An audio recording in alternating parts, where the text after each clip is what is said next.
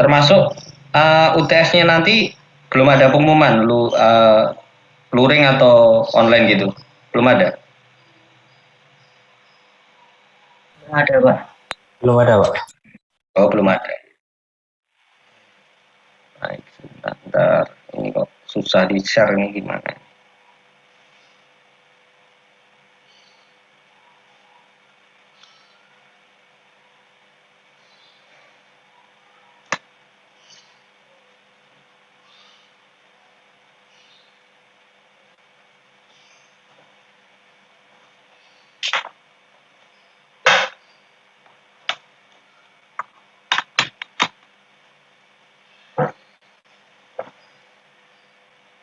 Email. Oke.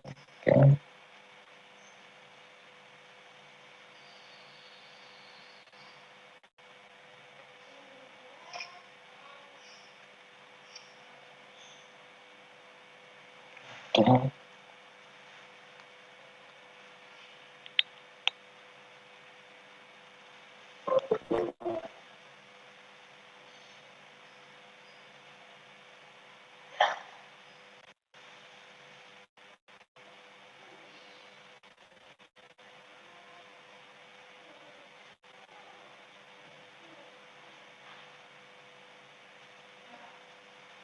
Loh, kok nggak bisa ya?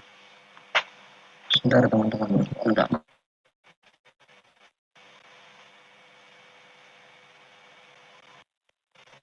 Sebagai sistem etika.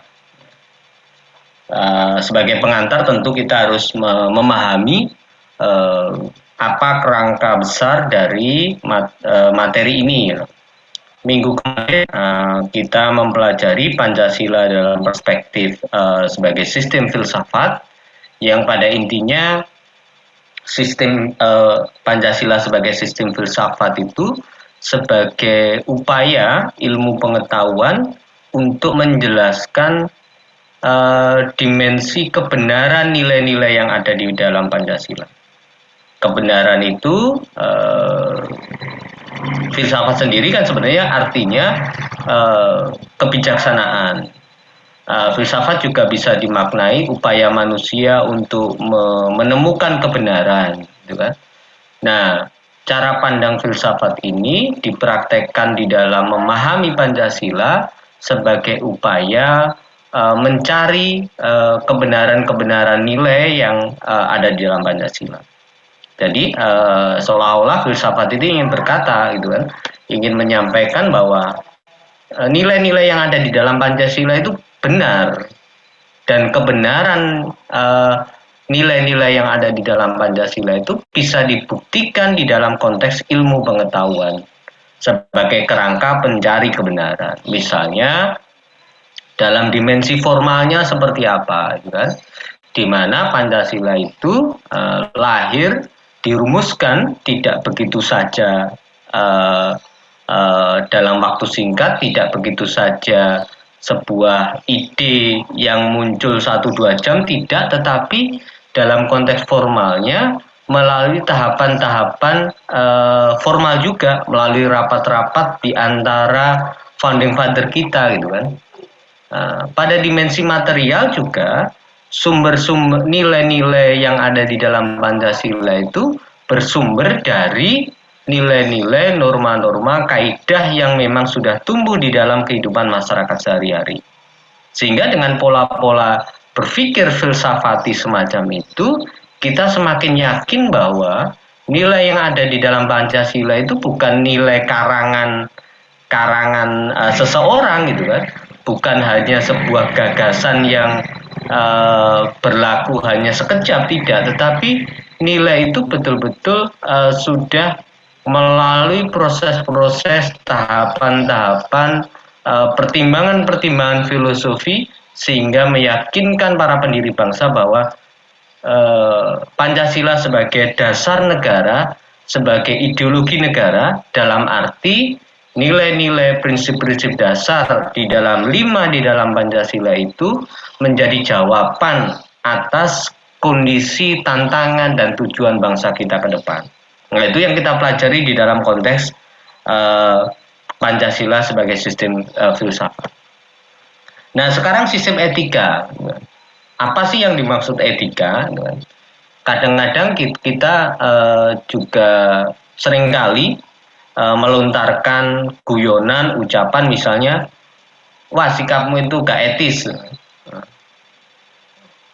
Artinya apa? Sikap itu tidak lagi mengandung unsur atau memenuhi unsur kesopanan, tidak lagi mengandung unsur moralitas, gitu kan. Misalnya ketika teman-teman memanggil dosennya, gitu kan, pasti dengan sebutan Pak, gitu kan. Atau bahkan dalam dalam dunia akademik kita tidak segan-segan memanggil dosen itu dengan gelarnya, misalnya profesor, gitu kan. Itu kan dalam rangka memenuhi etika hubungan antara dosen dan mahasiswa. Bukan berarti kita itu takut dengan dosennya, bukan berarti kita itu berbaik-baik dengan dosennya untuk mendapatkan nilai yang positif, tidak. Tapi itu menjadi ekspresi etika kita. Meskipun itu tidak diatur di dalam regulasi, aturan kampus. Kalau memanggil dosen harus menyebut gelarnya profesor, doktor atau apa, kan itu tidak ada di dalam konteks aturan kampus. Tetapi etika kita, etika sosial kita mengajari nilai-nilai kesantunan kita, nilai-nilai moral kita, mengajari cara memanggil mahasiswa kepada dosennya selalu menggunakan istilah-istilah yang memberikan rasa hormat terhadap dosen itu, baik dalam sebutan Pak, dalam sebutan gelar akademik, dan seterusnya. Dari ilustrasi tadi, itu kan menggambarkan bahwa di atas aturan itu ada etika. Aturan itu sebenarnya praktek bagaimana kita menjaga etika kita. Contoh misalnya, aturan rambu lalu lintas. Kalau mau menyalip itu secara aturan harus dari sisi kanan ya, dari sisi kanan. Itu merupakan pengejawantahan secara etik, secara etika berkendara. Apa alasan filosofis atau sosiologis di balik itu? Karena kecenderungan ketika berkendara itu dalam situasi panik, situasi situasi tidak stabil mengendaranya, ada kecenderungan manusia itu selalu membelokkan setir dan kemudinya itu ke arah kiri, sehingga aturan menyalip kendaraan itu diatur dengan cara menyalip dari sisi kanan, bukan dari sisi kiri. Itu kan sebagai ekspresi etika sebenarnya. Atau etikanya sekarang ada larangan bahwa berhenti di lampu merah itu harus tidak boleh melebihi zebra cross. Kenapa? Secara etik itu melanggar hak pengguna jalan yang akan menyeberang di jalan tersebut. Artinya apa? Aturan melarang kendaraan berhenti di lampu merah melebihi batas zebra cross itu menjadi ekspresi etika berkendara kita. Ada etik yang harus dijaga dan ada etik yang harus dipraktekkan di dalam bentuk aturan-aturan itu. Nah, biasanya dimensi etik, moral, ya, itu sumbernya tidak lagi aturan. Sumbernya justru lebih tinggi dibanding aturan.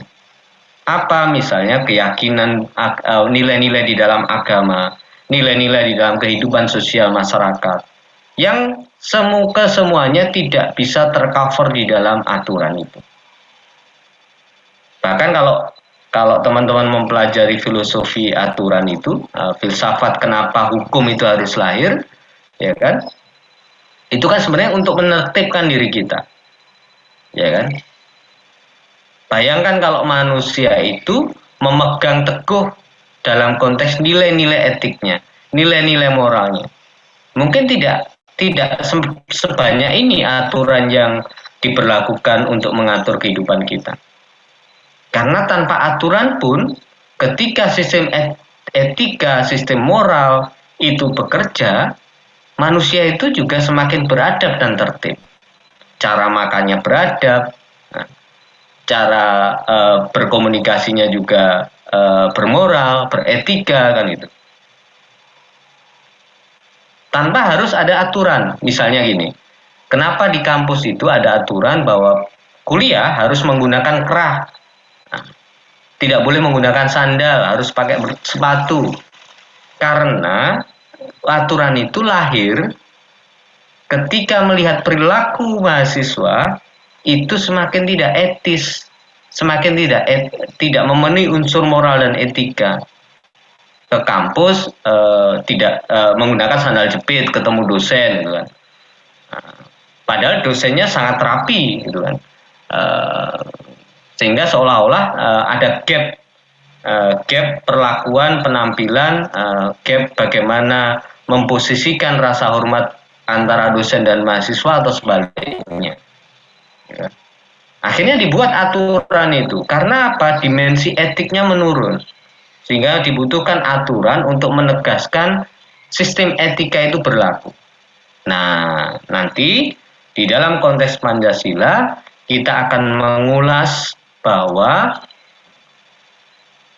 di dalam sistem Pancasila itu terkandung nilai-nilai etik dan moral yang posisinya di atas hukum yang telah berlaku hari ini, di atas aturan-aturan yang kita gunakan di dalam bernegara. Misalnya, dalam konteks toleransi beragama, tidak ada aturan yang menyebutkan bahwa misalnya kalau kamu punya tetangga berbeda keyakinan, ya kamu tetap harus berbuat baik dengan tetangga itu. Kalau kamu punya hajatan, ya tetangga sebelahmu meskipun berbeda keyakinan, ya kamu harus antar makanan dari hajatan itu. Kamu juga harus mengundang mereka ketika ada kegiatan-kegiatan sosial. Nah, tetapi kalau kita cari di dalam aturan, itu tidak ada aturannya. Karena yang berlaku di dalam konteks toleransi kehidupan beragama dalam konteks masyarakat itu etika pergaulan kita, etika sosial kita, di mana akhirnya dengan pemahaman etik itu kita bisa memposisikan diri kita dengan orang lain. Kita bisa memposisikan perbedaan yang kita miliki dengan perbedaan yang dimiliki oleh orang lain. Ya, itu juga contoh bagaimana sebenarnya tuntunan etika ini jauh melebihi aturan-aturan yang sedang berlaku di dalam kehidupan kita sehari-hari. Dan banyak sekali model-model etika semacam itu. Misalnya, kenapa ketika kita berkunjung di Keraton Jogja, ya kan, pada lokasi-lokasi tertentu kita tidak diizinkan menggunakan celana pendek, atau bahkan kita dianjurkan untuk memakai apa istilahnya jari atau ya jari lah itu kan, yang biasa digunakan oleh perangkat keraton itu dalam rangka konteks etiknya, karena ruangan yang mau kita kunjungi itu adalah ruangan yang cukup terhormat, mungkin ruangan yang digunakan oleh para raja dan para perangkatnya untuk mendiskusikan urusan-urusan masyarakat, sehingga kita menghormati lokasi itu dengan cara etika berpakaian kita. Bukan takut kualat, itu tidak. Bukan karena ada aturan bahwa datang ke tempat raja itu harus seperti ini, tidak, tetapi dalam konteks kesantunan dan etika kita berpakaian. Padahal ya, pakai celana pendek itu tidak melanggar hukum itu kan. Nah, tetapi itu akan dihadapkan pada konteks etika kita pada wilayah-wilayah tertentu. Misalnya di sebuah gereja sedang ada doa gitu kan, peribadatan doa. Etis enggak kalau di depan gereja itu ada dangdutan itu kan? Dangdutannya kan sebenarnya tidak menjadi persoalan. Siapa yang melarang dangdutan di depan gereja? Tetapi menjadi tidak etis ketika dangdutan itu dilakukan atau kegiatan itu dilaksanakan berbarengan dengan peribadatan gereja tersebut. Ya pasti akan bersinggungan dengan soal etika, soal moral.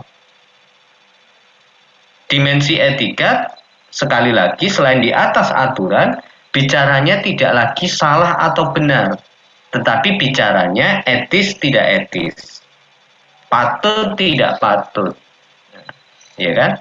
Tepat atau kurang tepat, bukan dalam dimensi salah atau tidak. Seperti halnya tadi, dangdutan itu ya boleh, tidak salah, tetapi menjadi tidak patut, tidak etis ketika itu dilakukan seiring dengan peribadatan ketika umat Kristiani berdoa di gereja. Itu menjadi tidak patut, tidak etis, tidak memenuhi unsur-unsur nilai-nilai moral di dalam kehidupan sosial kita. Nah, kita coba menggali nilai-nilai Pancasila pada konteks dimensi etis macam itu. Etis tentunya nilai etika, moral, kemudian nilai moral etika, dimensinya itu tidak lagi dimensi praksis atau dimensi materi semata, tetapi dimensinya lebih universal. Maka standar nilai etis itu perlu dikaitkan dengan nilai-nilai yang sifatnya universal. Misalnya, kalau di dalam konteks Pancasila, nilai ketuhanan. Apapun agamanya dan keyakinan, tidak ada yang menolak bahwa dia memiliki keyakinan terhadap Tuhan yang sifatnya tunggal dan esa.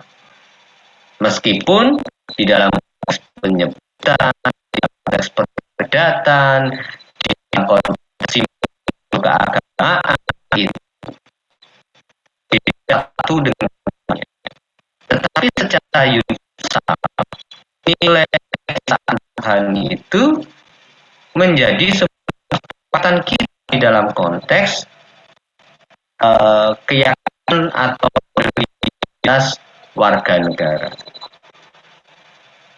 Dan itu tidak hanya yang kalau universal itu kan akhirnya bicaranya tidak lagi pada konteks batas-batas wilayah kewarganegaraan, tetapi berdimensi dalam konteks nilai sifatnya universal, manusia secara universal, individu sebagai manusia yang diciptakan oleh Tuhannya di muka bumi. Kita tidak punya pilihan lahir di Indonesia. Begitu juga dengan Barack Obama itu tidak punya pilihan dilahirkan sebagai warga negara Amerika. Tetapi antara Obama dan kita sama-sama punya keyakinan terhadap etika dan nilai universal. Apa itu? Misalnya kemanusiaan dan seterusnya.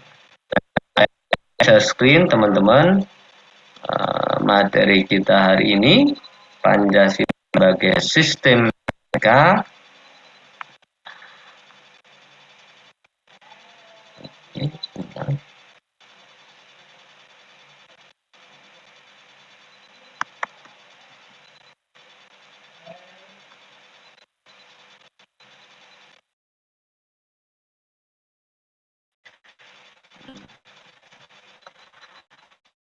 Nah, ini sistem etika. Kita mulai pengantar dulu untuk menjelaskan sistem etika.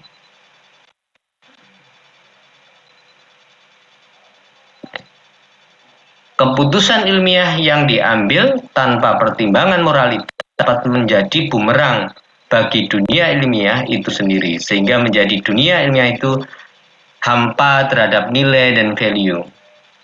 Jadi, ada satu pandangan yang menyatakan bahwa ilmu kalau kita gunakan tanpa disertai etika, justru ilmu itu akan mengancam keberadaan umat manusia.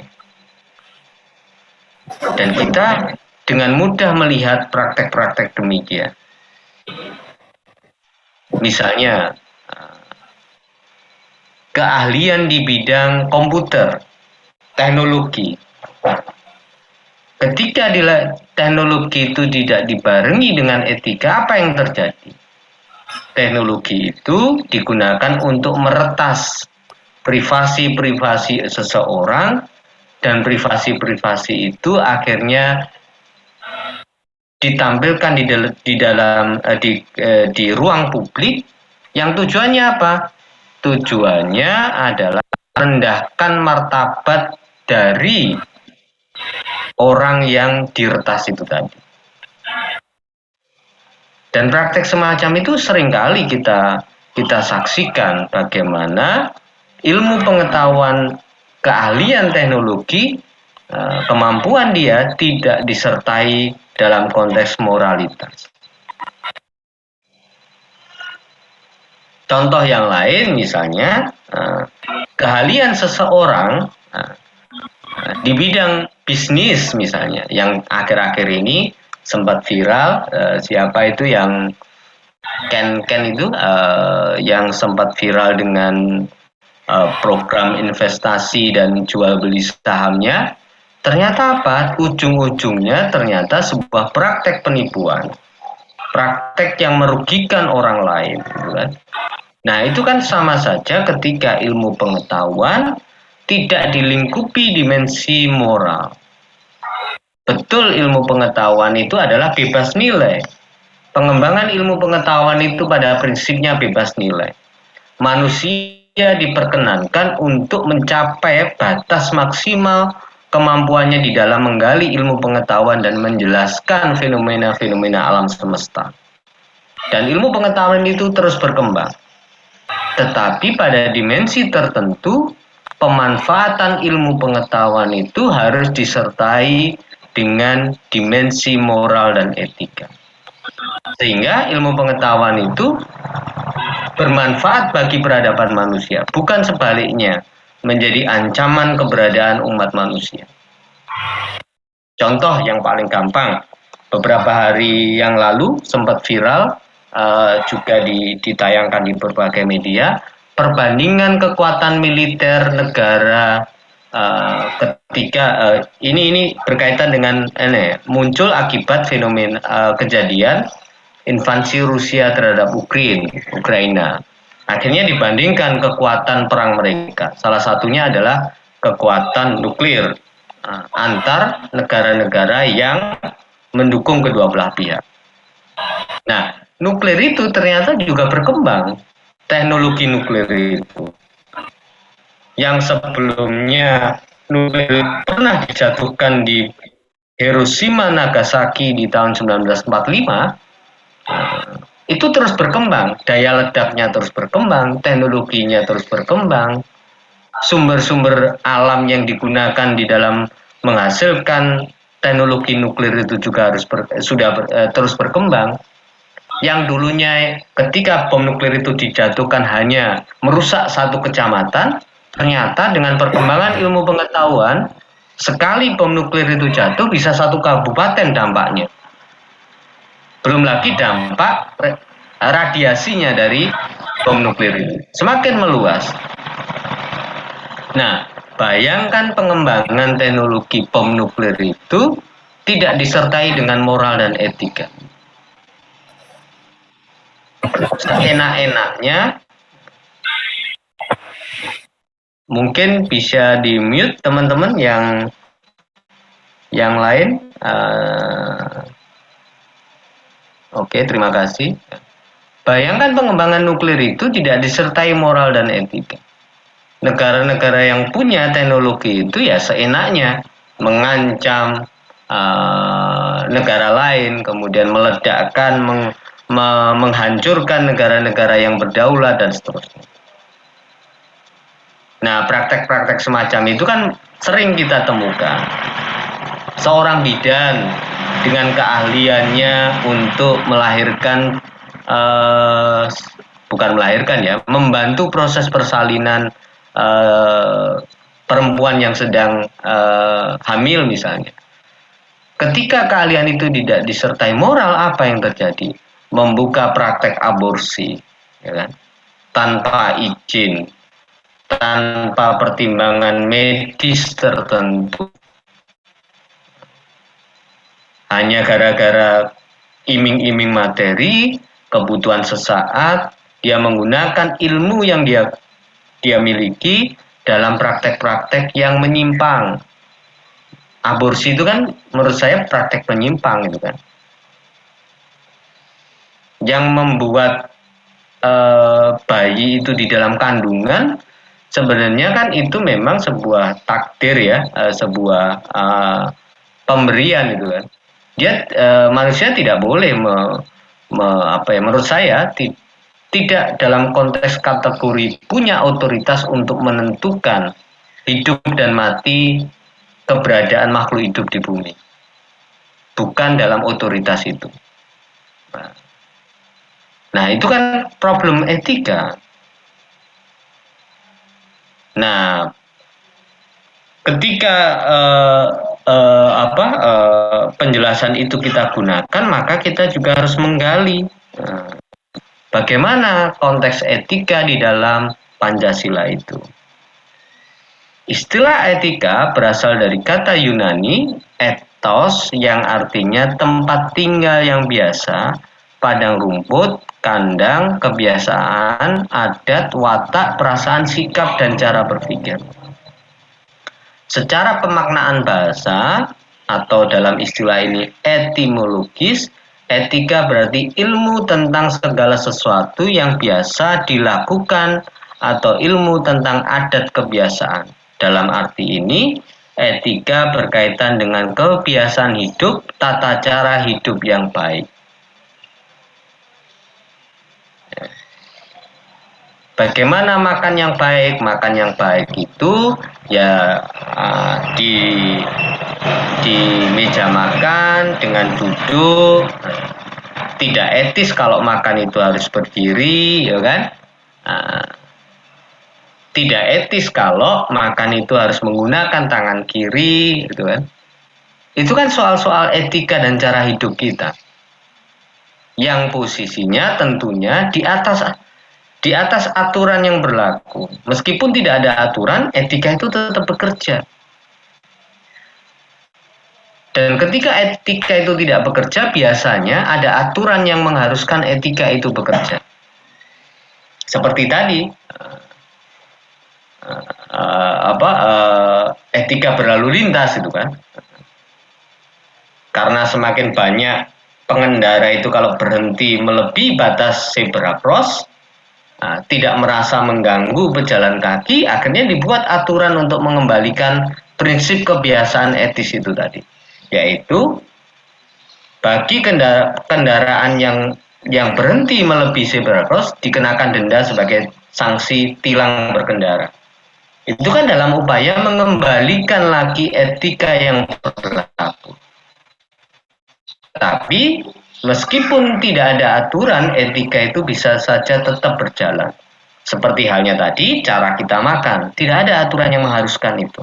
Tetapi secara etis itu berjalan dan berlaku sebagai kebiasaan hidup, tata cara hidup. Maka biasanya etika itu sangat berkaitan dengan bagaimana filosofi kehidupan manusia itu berlaku, berjalan.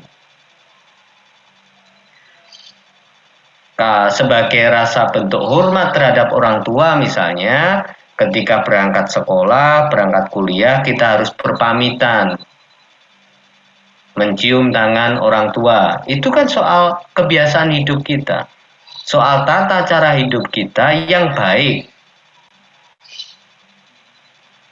Di balik itu apa? Di balik itu supaya orang tua tahu kamu hari ini tuh kemana, gitu kan. Sehingga kalau pulang terlambat orang tua bisa tahu mencarinya kemana. Kan sebenarnya itu dibalik etika kita berpamitan terhadap orang tua. Oh, tahu kemana kita, dengan siapa kita pergi. Dari dibalik perilaku berpamitan terhadap orang tua itu. Itu hukum etika. Apakah ada aturan mewajibkan itu? Tidak ada aturan yang mewajibkan itu. tapi itu menjadi kebiasaan filosofi hidup kita yang mempengaruhi perilaku kita. Nah, moral dan moralitas itu dalam bahasa jamak digunakan untuk perbuatan yang sedang dinilai. Etika digunakan untuk mengkaji sistem nilai yang ada. Jadi moral itu berkaitan dengan perbuatannya. Jadi misalnya Trimita ini moralnya seperti apa? Maka Trimita akan dinilai perilakunya berdasar standar nilai moralitas yang ada. Itulah yang disebut moralitas. Kesimpulannya apa? Trimita ini moralitasnya baik, bertanggung jawab. Artinya apa? Trimita memenuhi unsur ketika diberikan amanah, dia dapat memegang amanah itu. Kesimpulannya apa? Dia secara moralitas menjadi orang atau individu yang bertanggung jawab. Sedangkan etika digunakan untuk mengkaji dimensi nilai di dalam moralitas itu. Apa dimensi yang dikaji? Bertanggung jawab, amanahnya. Jadi apa sih amanah ini? Amanah ini kalau diberi sesuatu ya dia menjaga. Ketika diberi uang untuk belanja, dia melaporkan penggunaan uang itu. Itulah yang dimaksud amanah dan bertanggung jawab. Nah, di situ peran etika itu digunakan untuk menilai, untuk mengkaji sistem nilainya. Kalau moralitas digunakan untuk mengkaji sistem tindakannya. Dikatakan tindakan itu bermoral, berarti tindakan itu memenuhi sistem nilainya. Jadi, tapi kadang-kadang di dalam praktek keseharian kita, dua kalimat ini seringkali digunakan secara bersamaan, meskipun kita punya tujuannya itu ya sama-sama ngerti. Jadi kalau saya bilang Trinita ini perempuan yang bermoral, ya sama dengan Trinita ini perempuan yang beretika, gitu kan. Etikanya bagus itu Trinita, berarti moralitasnya juga bagus kan itu. Sama juga ketika bahasanya moralitas Trinita itu bagus. Nah, seringkali dua istilah ini kita gunakan secara bersamaan, meskipun pemaknaan dalam konteks akademis teoritisnya berbeda. Nah, Burton dalam tahun 1997 menjelaskan etika dalam arti yang luas ialah ilmu yang membahas tentang kriteria baik dan buruk. Etika itu baik dan buruk.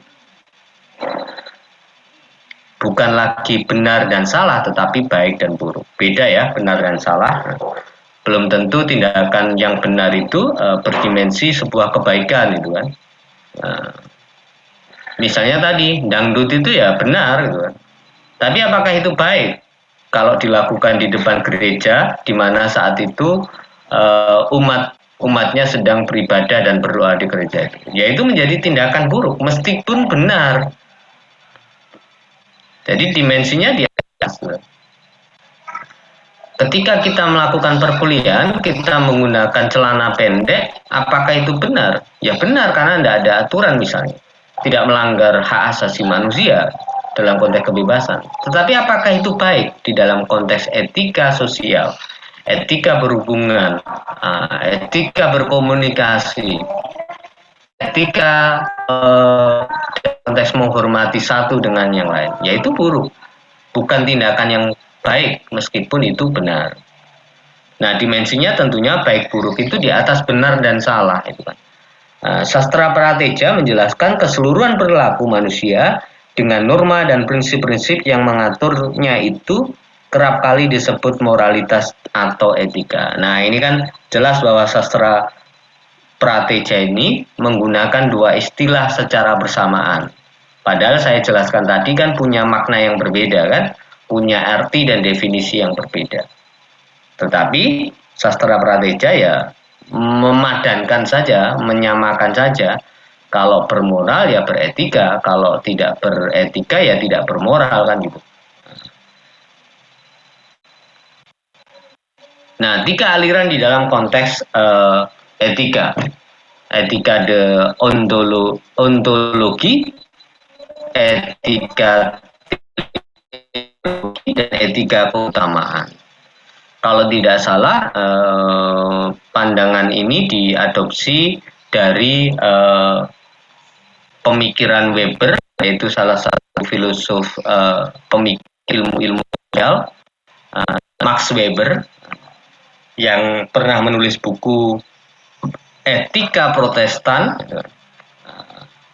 Jadi dia menggali nilai-nilai keyakinan agama Protestan yang dibandingkan dengan nilai-nilai atau praktek ideologi liberal yang berkembang di wilayah Amerika Serikat, di kawasan Amerika.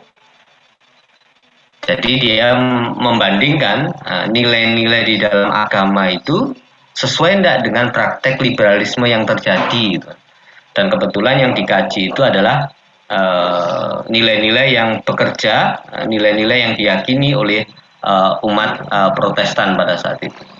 Nah, 3 aliran ini diadopsi dari pandangan Max Weber itu, misalnya ketika etika deontologis itu menjelaskan memandang tindakan baik dan buruk itu berdasar apa tindakan itu sesuai atau tidak sesuai kewajiban.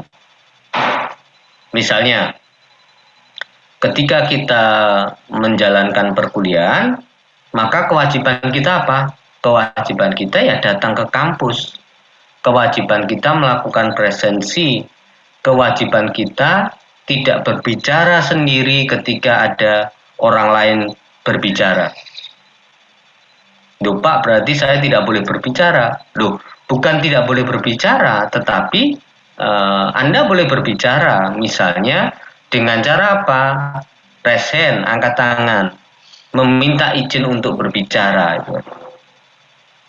Bukan berarti, artinya apa ya, kewajiban Anda, kewajiban kita semua mendengarkan ketika ada orang lain berbicara di dalam konteks perkuliahan. Itu kewajiban.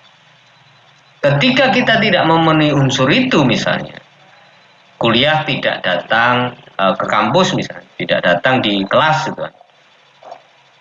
Ya itu bukan berarti benar dan salah, tetapi standar nilainya pada tindakan itu sesuai atau tidak dengan kewajibannya.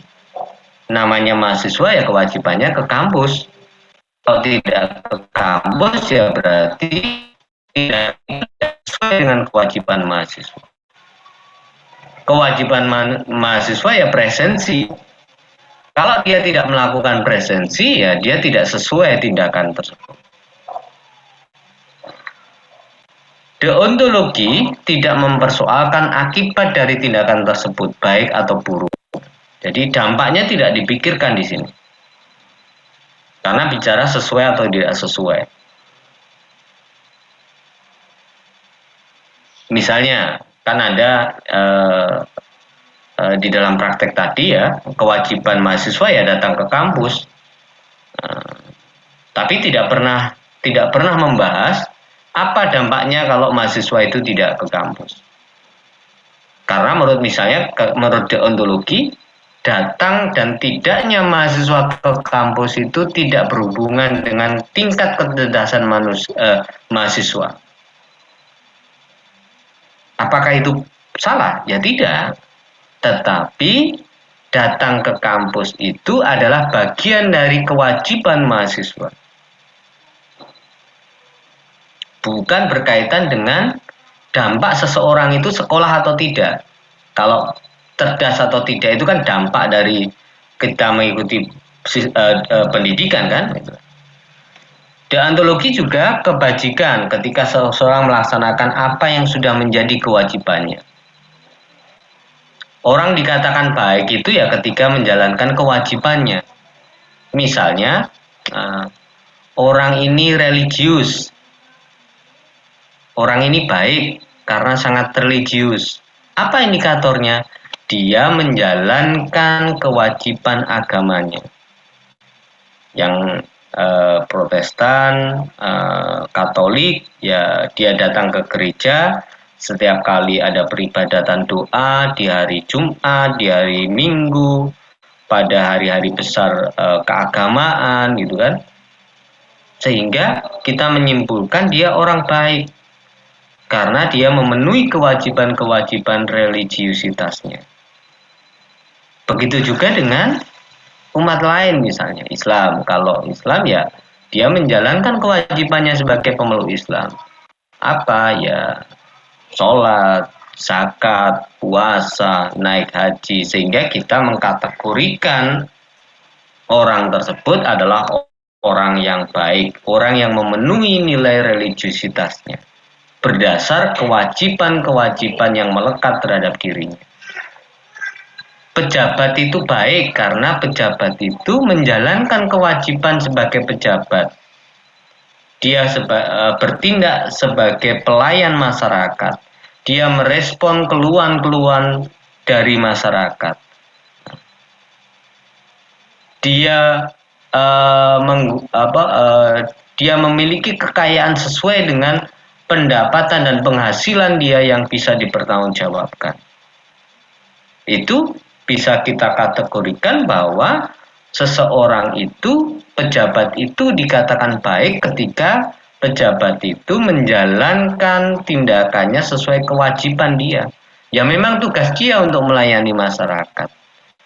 Ya kan? Karena melayani masyarakat itulah dia mendapatkan penghasilan atau gaji setiap bulannya. Etika teleologi memandang baik dan buruk berdasarkan tujuan dan akibatnya. Kalau tadi berdasar kewajibannya, sekarang tujuannya. Selama tujuan itu baik, ya kan, maka tindakan itu dinilai tindakan yang beretika dan bermoral. Kadang-kadang kan kita menemukan tujuan dan akibat baik itu kadang-kadang dilakukan dengan cara-cara yang tidak baik, ya kan? Cara-cara yang tidak etis, tetapi sebenarnya tujuannya baik. Gitu. Misalnya, orang tua memarahi anaknya, mendisiplinkan anaknya. Dia membentak anaknya kalau dia tidak segera berangkat sekolah. Gitu. Itu kan sebenarnya secara tindakan tidak baik. Tetapi dengan tindakan itu dia punya tujuan yang baik. Dia ingin mendisiplinkan anaknya. Dia ingin anaknya mendapatkan pendidikan yang baik. Dia pengen anaknya menjadi anak yang pintar, yang nanti bisa merubah nasibnya tidak seperti orang tuanya. Itu. Misalnya semacam itu. Itu kan paling gampang bahwa kadang-kadang kita juga menemukan fakta, fenomena, tindakan-tindakannya kurang baik, tapi sesungguhnya tujuannya baik.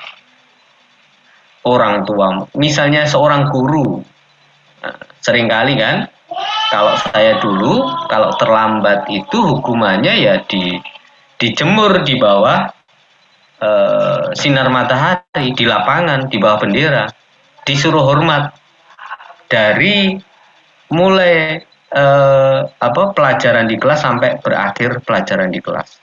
Dalam satu sesi ya, tidak sehari. Misalnya matematika ya, di dalam satu pelajaran matematika itu saja, saya dijemur. Itu kan tindakan yang kurang baik kalau kita pikir-pikir. Tindakan yang tidak memenuhi unsur hak asasi manusia itu kan, memberikan penyiksaan itu kan. Tetapi di balik itu sesungguhnya ada dimensi tujuan dan akibat yang baik. Maka etika juga berbicara tidak hanya pada proses yang baik dan buruk, tetapi harus berbicara pada konteks tujuan dan akibat yang baik pula. Membantu kesulitan ketika dihadapkan pada satu atau lebih kewajiban yang bertentangan satu dengan yang lain. Nah, ini soal tujuan dan akibatnya. Jadi kadang-kadang tujuan dan akibat itu menuntun kita untuk memberikan prioritas mana kewajiban yang harus kita dahulukan. Padahal kewajiban itu sama-sama baik, gitu kan. Tetapi dalam dimensi etika teleologis itu memberikan yang berdimensi pada tujuan. Tujuan itu kadang-kadang memberikan kita opsi dan jalan keluar ketika kita dihadapkan pada berbagai kewajiban yang sama baiknya.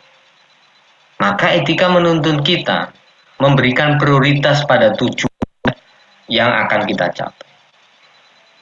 Misalnya, ini mungkin nanti akan dialami oleh teman-teman. Di satu waktu yang sama, orang tua telepon kepada anaknya. Nah, ibu ini sedang ada keperluan dan tidak punya uang. Saya minta uangnya. Saya minta bantuannya untuk dikirimkan sejumlah uang. Di waktu yang sama, istrinya juga telepon. Bapak, ini lagi saya ini untuk kebutuhan rumah tangga sudah menipis dan kita harus membeli sesuatu. Jadi tolong saya dikirim uang untuk membeli itu, baca gitu. Nah, itu kan sama-sama pada seorang suami dihadapkan pada konteks kewajiban yang sama. Dia punya kewajiban terhadap orang tuanya, dia punya kewajiban terhadap istrinya. Nah, etika teologis akan menuntun dia memberikan solusi pada konteks tujuan apa dia harus melakukan itu. Apakah harus memprioritaskan orang tuanya dan apa harus memprioritaskan istrinya. Nah, teleologis itu biasanya memberikan jalan tengah dalam berupa prioritas. Akhirnya si suami mengambil satu prioritas. Ya, akan saya penuhi kedua-duanya, tetapi tidak sesuai dengan permintaan kedua-duanya. Karena kalau salah satu dipenuhi, maka yang lain tidak terpenuhi. Misalnya, uangnya semuanya diberikan kepada ibunya. Dia menjalankan kewajiban, dan itu baik. Tetapi ada satu kewajiban yang tidak dilakukan. Padahal itu kewajiban yang sama-sama penting, tidak bisa lagi diprioritaskan mana yang dahulu, mana yang ditunda. Akhirnya dia membagi uangnya itu, sebagian untuk membantu orang tuanya, sebagian membantu istrinya. Dengan memberikan penjelasan, saya bantu karena kebetulan ada kebutuhan yang harus saya beli, maka saya tidak bisa membantu keseluruhan. Itu penjelasan kepada ibunya. Penjelasan kepada istrinya misalnya, saya tidak bisa memenuhi keseluruhannya karena memang orang tua sedang membutuhkan bantuan dana. Itu contoh satu. Contoh dua. Misalnya, Mercy karena kuliah, dia memerlukan fasilitas untuk menunjang perkuliahannya. Apa itu? Buku dan sepatu. Ya kan? Buku penting karena itu untuk mau menjelang ujian dia harus belajar. Sepatu juga penting karena ke kampus juga harus pakai sepatu. Sama-sama kewajiban yang harus dipenuhi, kebutuhan yang harus dipenuhi Mercy, dan itu sama-sama sebagai kewajiban sebagai mahasiswa. Nah, sekarang tujuannya Mercy apa? Tujuannya itu menuntun Mercy untuk memilih kewajiban yang sama-sama baiknya. Akhirnya apa? Karena ini mendekati ujian, maka yang lebih prioritas adalah buku. Nanti sepatunya saya tunda setelah ujian. Sembari dia menabung. Siapa tahu dengan tabungan yang terkumpul bisa membeli sepatu yang lebih nyaman, lebih tren gitu kan. Tentu dengan harga yang lebih baik gitu kan, lebih mahal gitu. Nah, misalnya seperti itu. Nah, itu contoh praktek teleologis. Kadang-kadang manusia dihadapkan pada kewajiban-kewajiban yang sama baiknya. Nah, teleologis memberikan solusi tindakan itu selain unsur memenuhi kewajiban, juga harus memenuhi unsur tujuan dan akibatnya. Nah, seringkali tujuan-tujuan yang lebih baik, tindakan-tindakan yang lebih bermanfaat, itu menjadi prioritas di dalam memenuhi kewajiban individu. Seperti sepatu dan buku tadi, karena tujuan dan akibatnya lebih baik, membeli buku ya kewajiban membeli sepatu itu menjadi prioritas berikutnya. Sama-sama kewajiban yang baik. Etika keutamaan itu tidak lagi mempersoalkan akibat tindakan, tidak mendasarkan pada penilaian moral pada kewajiban, tetapi pada pengembangan karakter moral diri setiap orang. Grade-nya ini lebih meningkat ini. Jadi kalau tadi yang pertama, tangga pertama itu orang baik itu karena menjalankan kewajibannya. Sudahlah, pokoknya teman-teman ini kalau menjalankan kewajiban sebagai mahasiswa, saya yakin lulus tepat waktu, lulus dengan nilai yang baik. Duh, saya kan sudah Pak menjalankan kewajiban, masuk setiap hari, gitu kan, ikut ujian, tapi saya tidak lulus.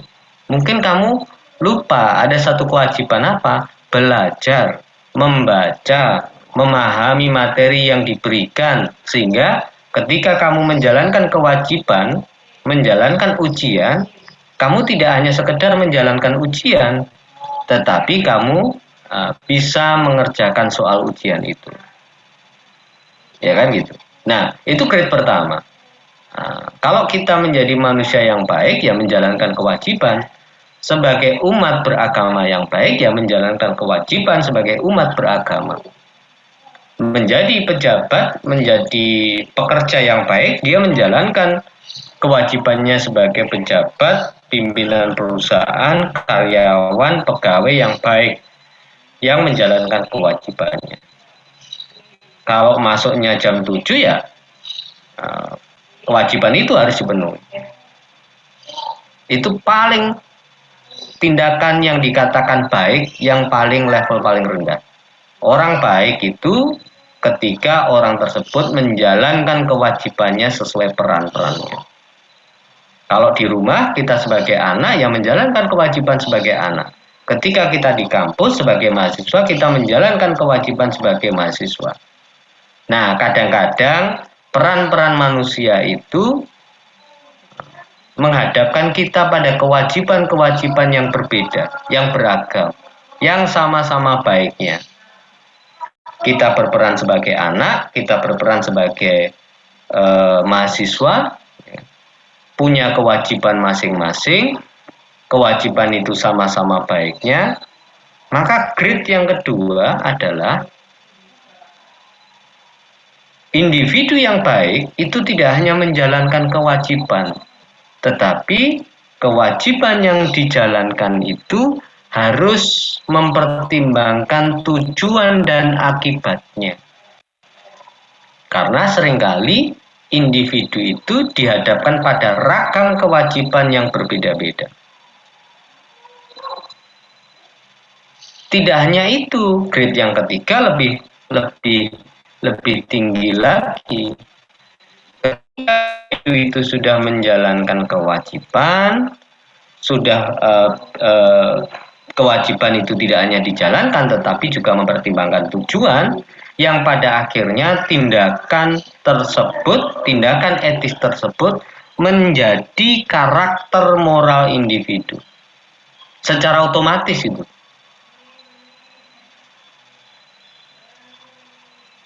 Ketika kita berada pada satu ruang, tidak ada orang, tidak ada CCTV, kalau kita punya karakter yang kuat, kita tidak akan pernah mengambil hak orang lain. Misalnya di depan kita ada setumpuk uang, kita tidak mengambil selembar pun uang tersebut karena kita tahu uang itu bukan hak kita. Itulah karakter, sesuatu yang terbentuk dari tindakan etis kita, tindakan yang berdasar kewajiban kita, tindakan yang berorientasi pada tujuan dan manfaat yang pada akhirnya membentuk karakter terhadap diri kita. Sebaliknya, kalau kita tidak menjalankan tidak memiliki karakter moral, karakter etis, meskipun ada CCTV, meskipun ada banyak orang, ya kita akan berupaya mengambil uang yang ada di atas meja itu. Kontras kan? Orang yang tidak bermoral itu selalu berupaya mengambil uang itu meskipun ada orang lain, ada CCTV. Dia akan mencari celah, ya apa caranya aku mengambil uang itu supaya tidak ketahuan. Tetapi sebaliknya, ada kita di ruangan sendiri, tidak ada CCTV, tidak ada orang lain, di depan kita ada uang, tetapi karena karakter moral kita menuntun kita bahwa mengambil hak orang lain itu adalah tidak bermoral, tidak etis, maka kita tidak pernah mengambil uang tersebut. Kewajiban tujuan membentuk sebuah karakter. Prinsip dasar etika di dalam konteks teoritik. Saya langsung masuk pada konteks etika Pancasila. Apa etika Pancasila? Pendasaran sila, mendasarkan penilaian baik nilai-nilai Pancasila.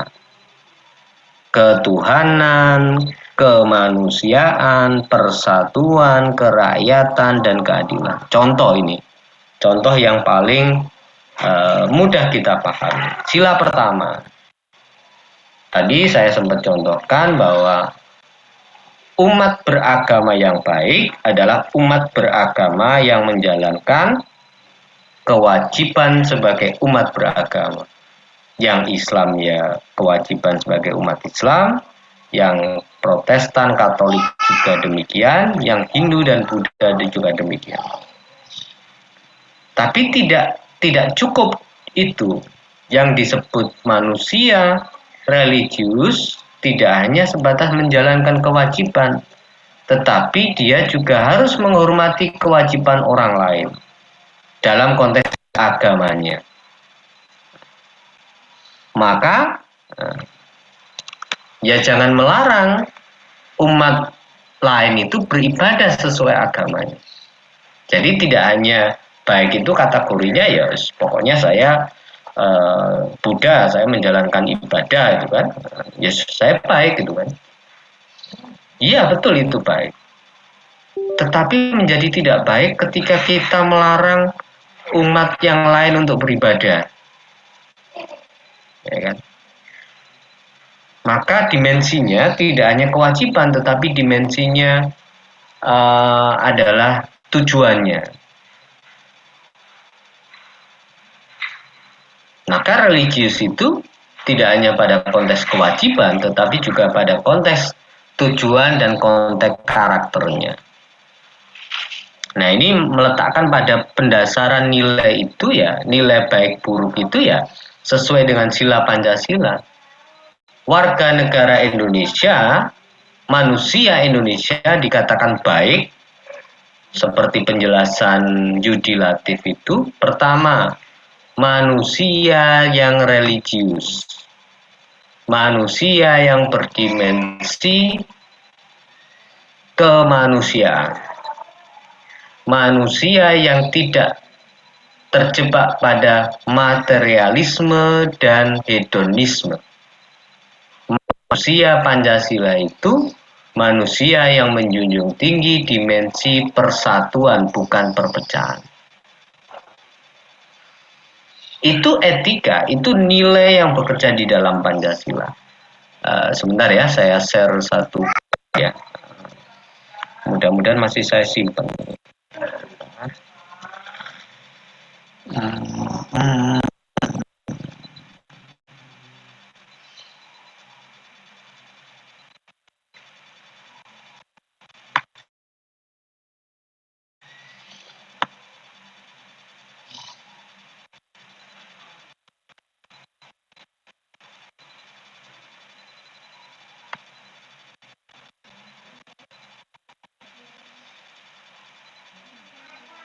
apa ini? Nah.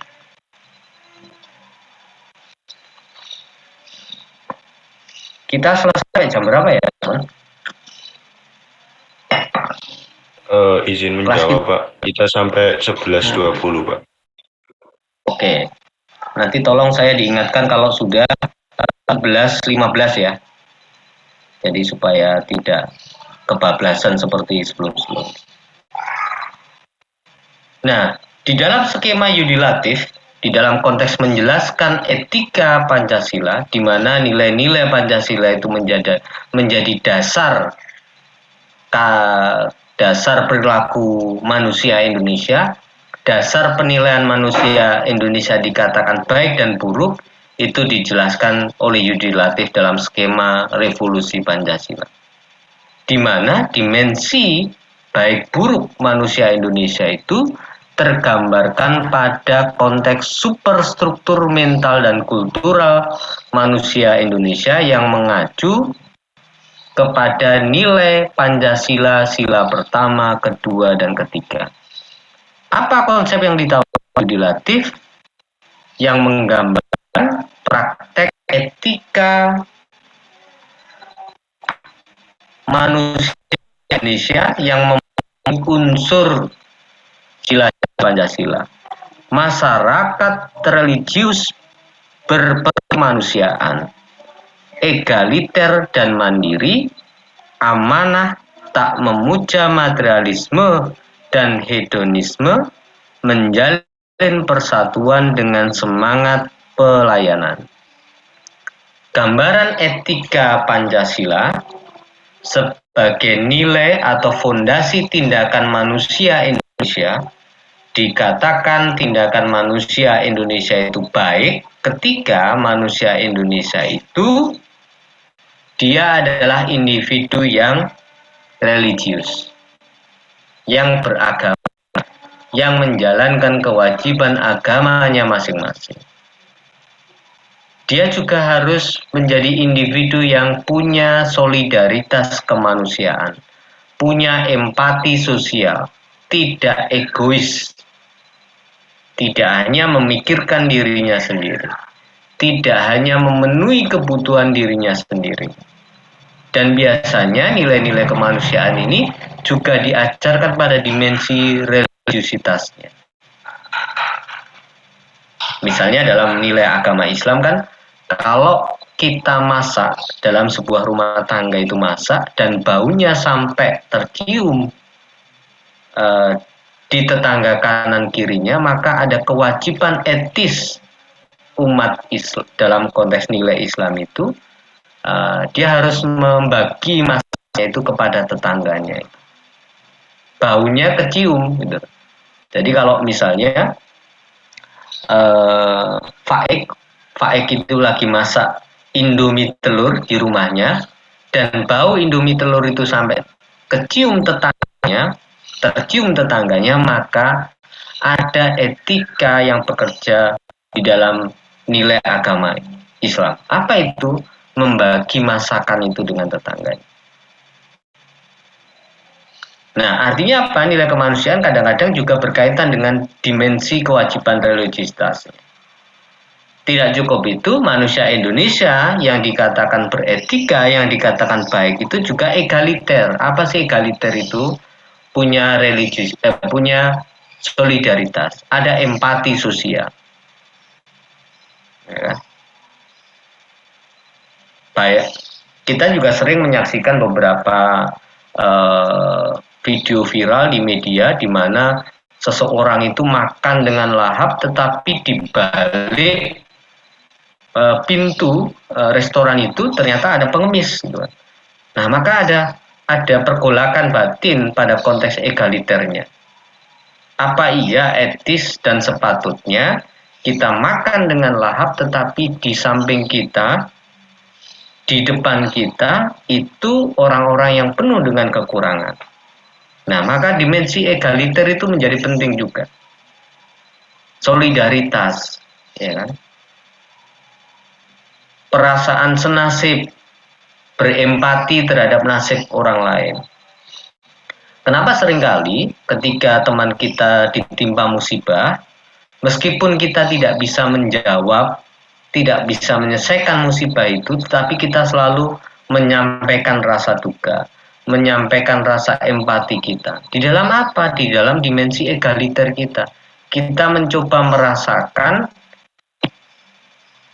nasib yang sama, suasana yang sama. Nah, itu ngomong egaliter. Mandiri. Indonesia harus mandiri juga. Bukan artinya ATM mandiri, enggak. Tapi dalam prinsipnya dia harus menjadi manusia yang mandiri, individu yang mandiri, yang amanah, bertanggung jawab. Karena dimensi amanah ini juga menjadi kewajiban manusia ketika menggali nilai-nilai agamanya, menggali nilai-nilai kemanusiaan. Di dalamnya pasti ada amanah. Orang yang manusiawi ya ketika diberikan amanah, dia menjalankan amanahnya. Sangat tidak manusiawi ketika dana bantuan sosial itu harus dipotong dan dikorupsi. Itu kan tidak manusiawi. Seharusnya dana itu diperuntukkan untuk orang-orang yang betul-betul membutuhkan. Yang mungkin sebagian dana yang dikorupsi itu berakibat satu keluarga kelaparan misalnya. Itu kan tidak manusiawi. Yang seharusnya bisa makan cukup itu menjadi makan berkurang pada hari itu. Yang seharusnya jatahnya 1 kilo dikorupsi menjadi setengah kilo. Itu kan tidak manusiawi. Materialisme, tidak memuja materialisme, ya kita tidak berorientasi pada dimensi materi. Orang yang sukses, orang yang terhormat, orang yang tidak hanya berorientasi pada materi semata. Bayangkan sekarang, apa yang ditampilkan media? Crazy Rich, orang menampilkan kekayaannya, ya kan? Saya hari ini beli Lamborghini cash dengan harga 3, sekian M. Ya sah-sah saja sih, tetapi pada konteks pendidikan moral kita, pendidikan karakter generasi kita itu menjadi tidak baik. Itu menjadi dimensi yang mencoba mendidik kita yang berorientasi pada konteks materialisme. Bagi karakter yang tidak kuat apa? Iming-iming materi itu memicu tindakan-tindakan kriminal. Kita seringkali mendengar, menyaksikan, ya kan, membaca berita seorang remaja yang rela mencuri, rela melukai temannya, rela merampok, bahkan rela bertindak kriminal terhadap orang tuanya gara-gara untuk memenuhi hasrat materialnya. Karena tidak dibelikan HP, rumahnya dibakar, rumah orang tuanya dibakar. Ya kan?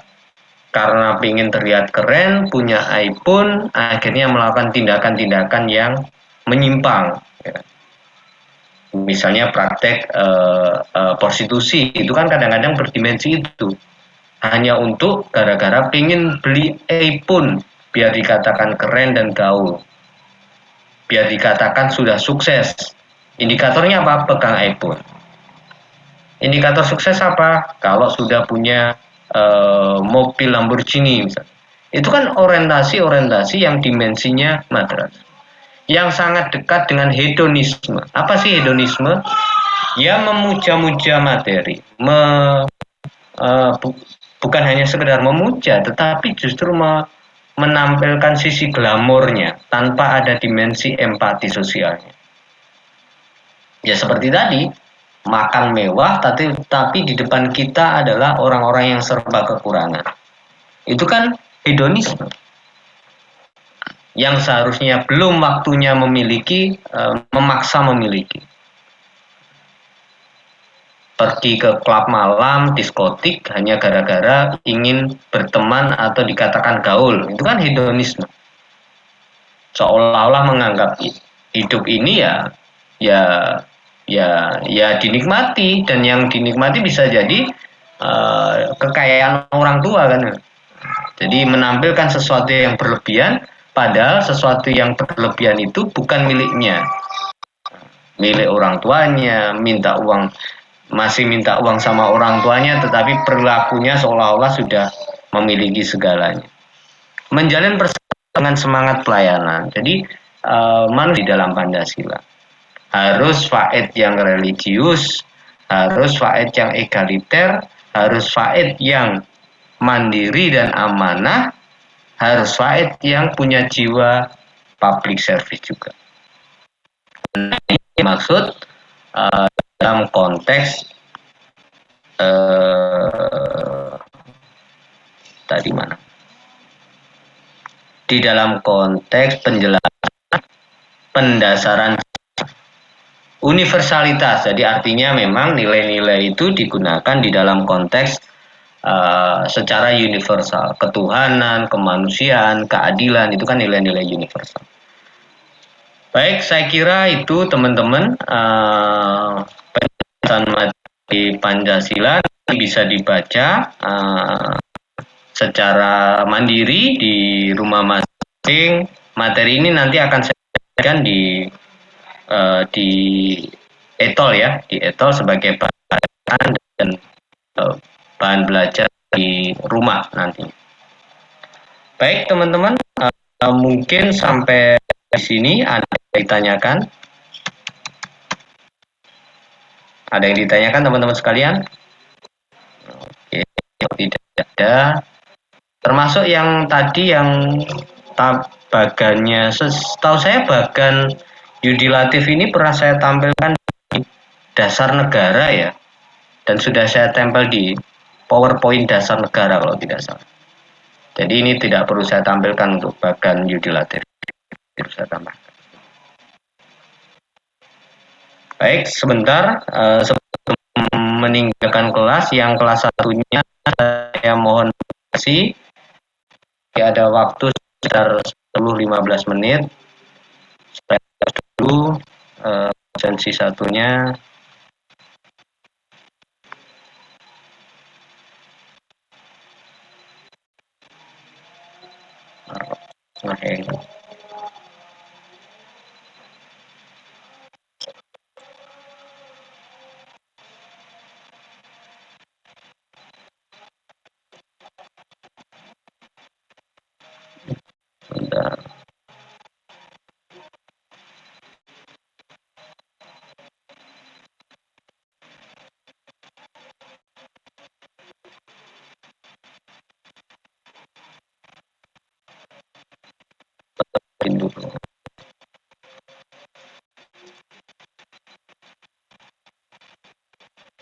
Yang ada presisi semua ya.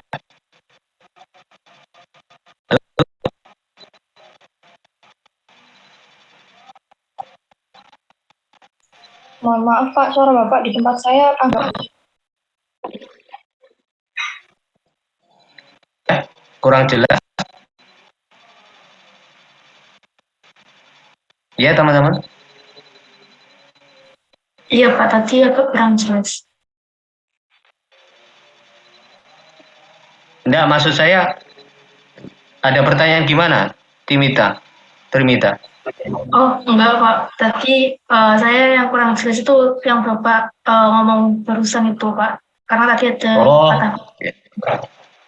Baik, yang saya tanyakan adalah apakah teman-teman teman-teman 1 RIA D4 sudah presensi semua. Saya close presensinya karena presensinya kan sekian gitu loh maksudnya. Sudah, sekarang kelas satunya SD silakan presensi, dia buka. Karena ini kan kelas gabung ya, jadi satu-satu. Oke, sebentar saya kasih pengumuman. Mohon maaf Pak. Ya. Yang TRI saya belum absen Pak. Mohon maaf. Oke, sebentar. Oke, sekarang SDA dulu, silahkan presensi. Yang RIA nanti saya buka lagi ya, jadi memang harus bergiliran satu persatu. Jadi sistem ETOL memang tidak memungkinkan saya membuka presensi itu secara serentak. Jadi yang pertama, jangan meninggalkan kelas kalau memang belum presensi, nanti saya buka, ya kan. Tetapi kalau bagi yang sudah merasa sudah presensi, boleh meninggalkan kelas ketika kelas ini kita akhiri. Berikan penugasan melalui ETOL, batas akhir pengumpulan tugasnya nanti pada hari Senin minggu depan. Jadi teman-teman silahkan dalam 2-3 hari ini dicek ETOL-nya untuk mata kuliah Pancasila dan Kewarganegaraan. Nanti tugasnya akan saya tuliskan di situ beserta teknis pengumpulannya. Ya, bisa dipahami teman-teman sekalian? Bisa dipahami? Bisa, Pak. Bisa, Pak. Oke, kalau bisa dipahami, kita akhiri pertemuan kita hari ini. Bagi teman-teman yang belum presensi, baik kelas RIA maupun SDA, jangan meninggalkan tempat, silakan mengkonfirmasi supaya saya bisa membuka presensi di ETOL-nya. Terima kasih, selamat siang. Bila taufik wal hidayah, wassalamualaikum warahmatullahi wabarakatuh. Waalaikumsalam warahmatullahi wabarakatuh. Terima kasih, Pak.